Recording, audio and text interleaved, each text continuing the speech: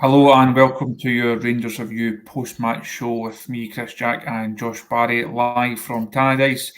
Rangers 1-0 winners over Dundee United this afternoon. Safe to say a very important 3 points for Philippe Clement's side on the back of the Old Firm defeat a couple of weeks ago and a difficult international break. Josh, what did you make of it? I think Jim Goodwin admitted in his post-match interview on Sky that Rangers were deserved winners. Tom Lawrence getting the goal early on. A sense of frustration, perhaps, that Rangers didn't win by more, but I think ultimately today it's very much 3 points and down the road for Rangers. Yeah, very much a 1-0 game, but 1-0 games are never very comfortable if you're not in the habit of winning them. And obviously, Rangers still a very new team that Clement and co are putting together. So it's probably one of those games, Chris, where when you take a step back and you know the end result, Rangers were largely in control. I felt for like a lot of that second half, because as we'll come on to maybe a change that Dundee United made in the first half, the control that Rangers had in particular on the ball, that kind of went, and it leaves the game in that awkward position where you kind of need a second goal to become comfortable, because all it takes is one corner, all it takes is one shot from effort. One effort from range, and the home side could be back in it. But yeah, I think definitely Dundee United would admit that Rangers probably deserved it over the course. Rangers created the better chances. Rangers scored the goal. Tom Lawrence could have added another on a couple of occasions, and it's a very needed 3 points for Rangers. So it could, when you watch that first 20 minutes, I thought, and you then take the game as a whole, could it have been a little bit more glamorous? Could have Rangers scored a couple more and maintained the performance levels and the control that they had in those opening 20 minutes? Maybe so. But the most important thing, as you rightly point out, was they needed to win today. They needed to kill some noise. They needed to try and start some sort of run after the Old Firm game. And they were ultimately the team that always looked most likely of getting those 3 points and did enough. There wasn't too many late scares, as it turned out, on their way to taking those 3 points back down the road. You spoke to the manager in his post-match press conference. He was asked about, was that the reaction that he wanted after a difficult couple of weeks, and he said, it's the only reaction that I demand, that I expect. It was a difficult couple of weeks, yes, but that was one result, and it was a really bad result, but it was a long time before we could get another game. As I said before the game, I would have preferred to play 3 days afterwards, but it was not the case. International weeks, a lot of players left. It's not easy then to come to Dundee and play that way with a lot of players who are new in the building and a lot who have been away with national duty. So I'm really proud of the players, what they did today, and you saw already direct back with the synergy with them and the fans. So that's a crucial thing also. I think that synergy that he mentions, it's safe to say the fans have perhaps lost a bit of faith in this side over the last couple of weeks, or over the last couple of months even. Wins like this, they're not going to be the highlight of a season. If Rangers go on and somehow win the Premiership this season, it's not going to be the 90 minutes where you put front and cover of your YouTube compilation to say that was the game. But it carries, I think, its own significance, because, as you say, they've come away to a difficult venue. They've got their goal. They've managed to see it out, something that has been a real problem for Rangers over recent seasons. And yes, we can't go OTT on the praise, but I think praise is due for the way they've managed to come through today. Yeah, it was interesting, Chris, because just being at the game, I actually thought that a lot of Rangers fans here obviously a really strong away support, and I did think come full time, the often maybe a 1-0 win away from home, with the form that Rangers have been in, people kind of filter out quite quietly and don't over-celebrate result. I don't think people over-celebrated whatsoever, but I think what Clement probably would have been quite happy with is you can see that the people who are here and in general, they want to believe in something, they want to support something, and they are willing to do that. You just need to show people, okay, here's what's going to happen, as we discussed pre-match. Here's going to happen. Is going to happen at the end of the journey. Here's why you should buy into this. Here's why you should believe this. I think, as Michael says, there it was a hard watch. After I thought 20 minutes, Rangers were really good. They had the territorial control. We'll cover a little bit more as to why that was and what happened after. They had the territorial control. Dundee United weren't really able to get up the pitch. You killed the home crowd momentum, which can be an important thing that Rangers haven't dealt with in maybe grounds like this in recent years. And they didn't create a ton of openings, but I thought Cortez was bright. I thought Barron was playing through the lines a lot. Lawrence obviously gets his goal and could have had another at points.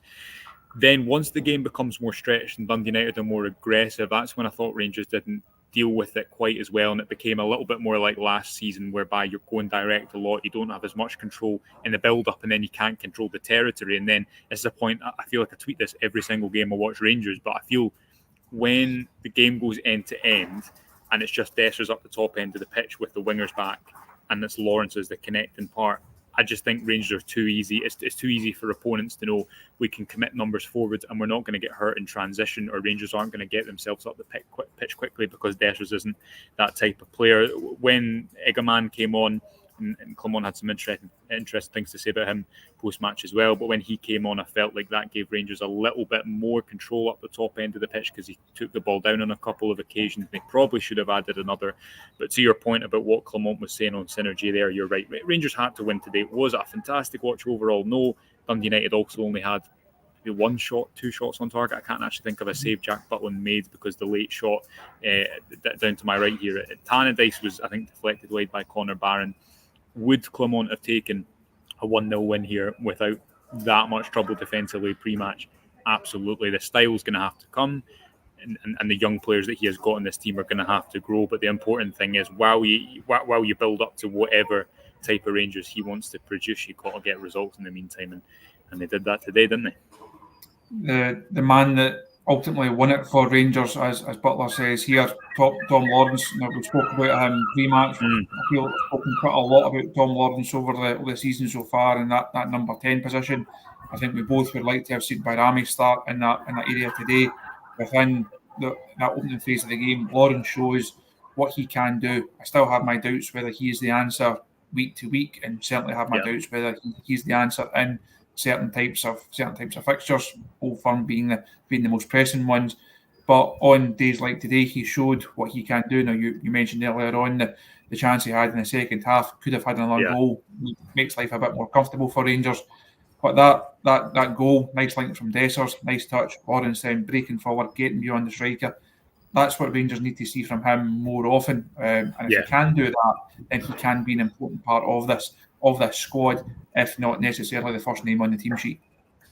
Yeah, I agree with you. I mean, I thought it was a good goal, and obviously Kieran Dowell was on the right-hand side. I thought the game kind of passed him by for a lot of it. He got into nice positions on a few occasions, but his final ball going through just didn't materialise, or Dessers was offside. That connection, it wasn't quite there. Lawrence I thought he took the goal well, and he was a little bit fortuitous in the way that the chance presented to himself, kind of similar in the same way to the second half when he went through and goal, and he maybe could have had another goal in this game. I don't think the question is, can he contribute throughout the season? We know he scores his goal per game ratio, I think, for a number 10 position is decent enough. I think the question is he going to be one of Rangers' most integral players? Is he going to be a player you build the team around? And that's why there's the appetite to get Bayrami in. Now, we didn't see that much of him on the left wing. It wasn't a great game for him to come into because, again, it was very back to forth. He didn't have the territory that Rangers had maybe in the first 20 minutes. But Lawrence did take his goal well. We said before the game that if this result didn't go in Rangers' favour, then I think Clement's team selection would have been criticised. But he actually said after the game the plan was always to give Oscar Cortez 45 minutes and effectively Bayrami the second 45 minutes as Cortez continues his return to build up minutes on his way back from injury. Played, I think, 60 minutes against Motherwell in a bounce game during the international break. So there is these other elements we don't see. The fact that Clement has struggled to have a fully fit team, which maybe has prevented them from having a strongest starting 11. It was a good day for Tom Lawrence. I also thought it was a good day for Oscar Cortez, even though it was only 45 minutes, switched off maybe a couple of moments defensively. You can clearly see he's a good player. He's an intelligent player. And what I like about him as a player is that sometimes he's wide by the touchline, and in other moments he's moving inside the pitch and playing those clever first-time passes that ultimately played a big part in Rangers creating that opening and decisive goal. So only 45 minutes for him. He just needs to show he's durable and go through a number of matches before I think we draw too many conclusions. But it was a really good opening goal, even if there was a little bit of luck in the way that Lawrence eventually got that shot. But he finished it well, didn't he? It was a composed finish. Could have had another in the end. Is a decisive goal that gets Rangers the points. In terms of positives in terms of people who perhaps impressed. I've seen a lot of love for Hamza Igaman on social media since the end of the game. We've spoken a lot about him over the course of his Rangers career. He's not played a lot of football, obviously. Yeah. But I think you can see today the manager spoke about him again post match. You can see what he could potentially bring to this side. And a lot of comments that Kenneth saying that he looked excellent. There's another one, Jamie saying that he should be the main striker. I think that jersey probably still belongs to Cyril Dessers, but you can see what Igaman can bring to this squad. He looks bright. He looks like he's going to be good fun to watch over the course of the season. Certainly still raw. Certainly still a lot to work on. But what did you make of his contribution and also what the manager said about him post match? Yeah, I'll read you what the manager said if I can get my phone out in time. But my kind of less detailed analysis would be, and I said this about Chefty a couple of times, he just looks fun, doesn't he? And it wasn't Desser's best game, best afternoon. He frustrated the fans, I think, quite a lot. It's fair to say that when the ball doesn't, in these games, he's not going to hold the ball up that much. And I think sometimes they can pass them by a little bit. He had that one opportunity in the first half where he probably should have taken a shot earlier and he narrowed the angle for himself. But Igaman looks fun. He looks quite exciting. He looks a little bit different. I think that's what I'm trying to say. In the same way that you watch Chefty, who's 20 and Igaman's 21, and they look like we've seen a lot of similar players at Rangers over the last number of years who look really burdened every time they take a touch. They seem to feel the responsibility of every time they pull on the shirt, which obviously is an important thing. But you also want, I think, to build this new core of the team around a number of young players who are, I guess, in line with the type of football that Clement says he wants to play, which is fast and direct and vertical and all these kind of buzzwords. Igaman, you're right. We've spoken about him a lot for the fact that he's played about 45 minutes of football. He was injured when he arrived at the club. That limited how quickly he could get up to speed. Clement had to do clearly an element of protecting expectations around him, and it was a surprise when we saw him come off the bench at Parkhead. But again, when he came on today, took that really nice touch on his chest, didn't he? Where he was unlucky with a couple of efforts himself. Really positive on the ball. When he was asked about him post-match, Clement said, if I can find it here, Hamza, like I said, when we signed him, we know he's a big talent. We had to do it now because if we had signed him 1 year later, we could never have afforded him. He's coming straight out of a Moroccan competition, Moroccan culture. Everything is new for him. He was also injured when he arrived, so it took time to get him more fit. That's what we're going to do over the next weeks and months, give him opportunities to grow as a player, but you see already a lot of good basic qualities. Very similar to Chefty, Chris. Chefty's only 20 years old, and we have a tendency in Scottish football to think that a young player is a young player until they're 23, 24.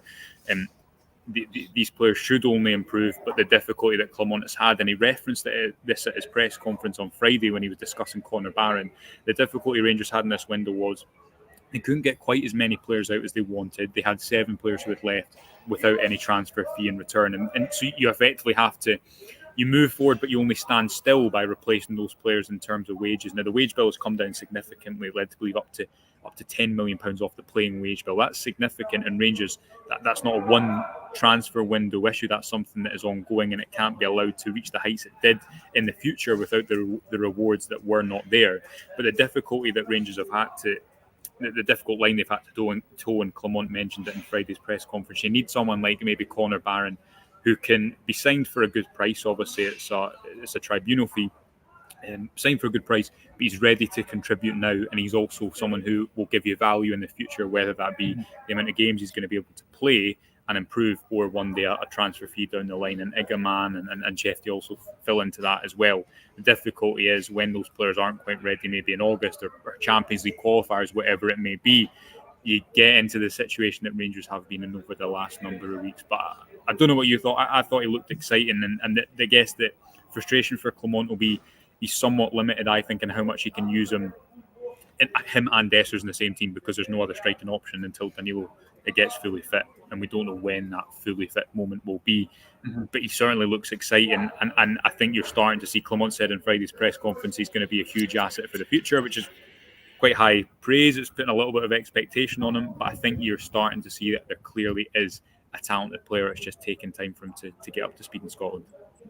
I think it's just something he looks different, he looks fresh, he looks exciting. Again, without getting too over the top on it. It's, I think, one of the things that the fans were looking for over the course of this summer in terms of this rebuild and this refresh of the squad.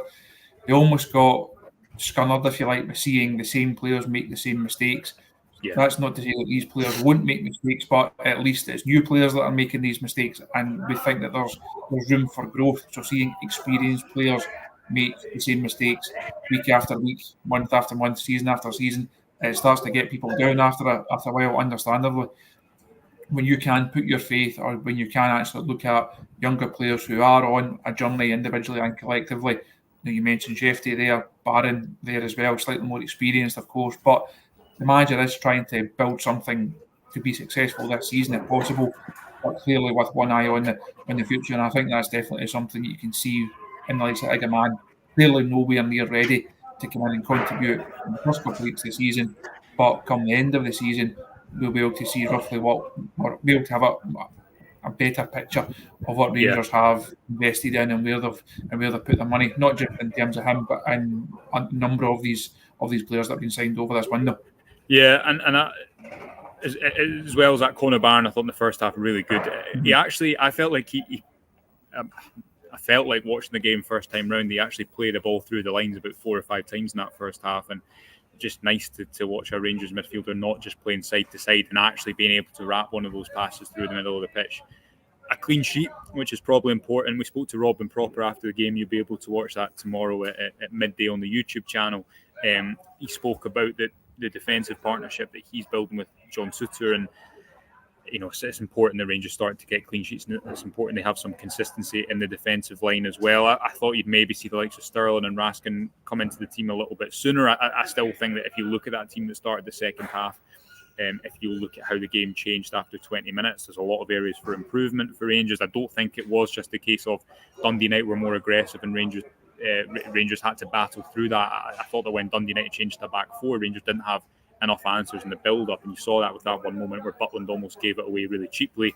But Robin Proper, I think, as well, is helping Rangers to build up with a little bit more composure and not just go long as much up the pitch, even if there was a few nervy moments in the second half. So those 2 points important to mention for me, and Conor Barron, who's not saying this isn't a new thing to say. He's been impressive since he joined Rangers. He's had to take on a lot of onus and responsibility since he came to the club in the summer, but in particular the way I thought you were starting to see him, which we've seen so far, but a little bit more consistently in this first half, play through the pitch, not just play around, in conjunction with Cortez moving in field and flicking the ball around the corner a few times. There was the signs that there is a little bit more a semblance of cohesion in the attack that's starting to build. Obviously didn't materialise in more goals today, but some signs that some of those relationships are growing in the attacking third of the pitch.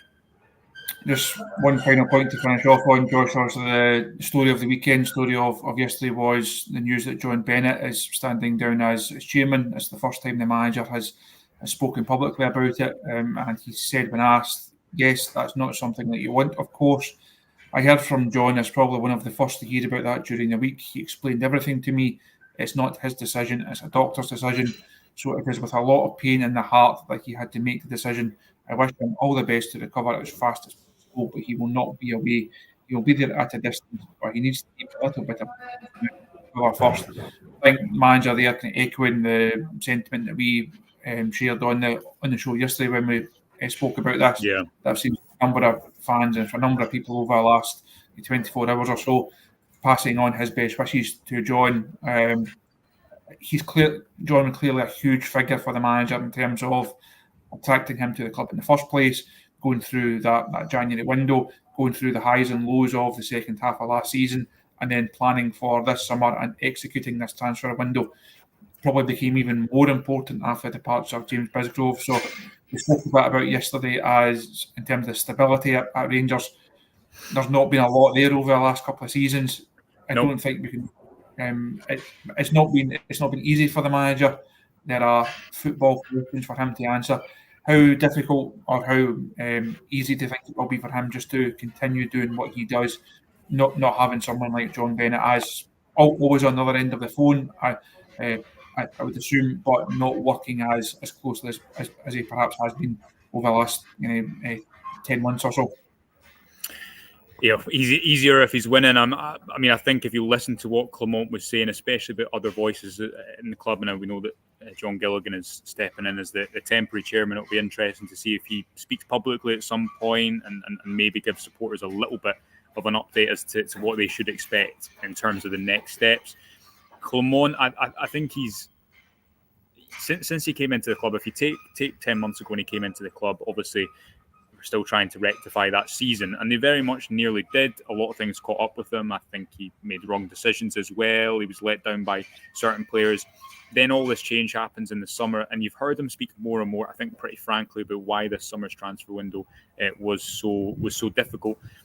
He just needs to keep winning, and while he's speaking about Rangers, will be a better version of Rangers in October, November, while all these external situations are going on that create external noise, I'm not surprising anyone by saying that the best way to quiet them for him and for his team is to win matches. His team selection, I think, remains a point of discussion that we'll come back to at some other point as well and look at what exactly he's doing, because that has, I think, come back to bite him at certain points. But he's also been working constantly with different ramifications, such as Oscar Cortez can only play 45 minutes today, or that was the plan, to only play 45 minutes as he tries to build a level of fitness throughout the first team squad so that there isn't that injury crisis that there was last season. So as you say, he's clearly someone who's very fond of John Bennett. That leadership void now needs to be replaced elsewhere. Clement is clearly a figurehead to talk about the football, but the issue that Rangers have had, aside from John Bennett and the fact that he's had to step down for health reasons, the issue that Rangers have had at an executive level alongside what's been happening on the football pitch is that there's been so many changes, there's been so many different voices, and there's been a lack of consistency. Then the burden will more fall on the likes of Clement, who has enough on his hands to try and make this Rangers team one that can win football matches. So they've done it today. They've got a few really big games coming up in September, Chris, and we'll be there at everyone. So let's see how they go. As ever, plenty to discuss on and off the pitch at Ibrox. Plenty on the go. You can, of course, watch the manager's full press conference on the YouTube channel. You can read Josh's instant analysis from Tannadice on the website, and the full Clement Q&A is there as well. Plenty more to come from us over the next few days. Also, as we reflect on the game at Tannadice, but also take a bit more of an in-depth look at boardroom matters. Can't say too much in terms of what the content that we've got coming, but I would say check the website at 10:30 tonight for an interview that may be of interest. So that's all I can say on that one for now. But Josh, I'll let you get back. Very, very cryptic, Chris. They're leaving everyone on tenterhooks, but we're driving back to Dundee wondering what that is. But I echo that. Yes, well, I'll let you get yourself packed up, get down the road, and we can reconvene later on. Everyone, as always, thank you for your time, and we shall see you on the briefing tomorrow morning back with Derek. Thank you.